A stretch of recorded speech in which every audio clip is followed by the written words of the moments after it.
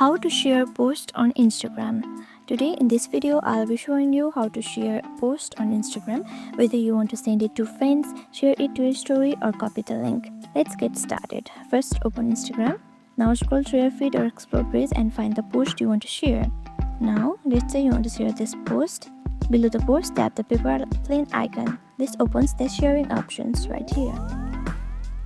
Now to send to a friend or group, select their name and tap send. Just select their name from here and tap on send like this. Now let's say you want to share to your story.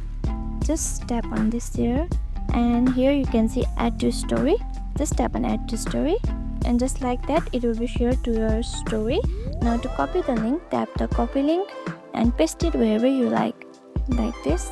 Tap on copy link and it will be copied and just paste it. And that's how you share posts quickly and easily on Instagram. If this helped, give it a thumbs up and subscribe for more videos like this. Thanks for watching.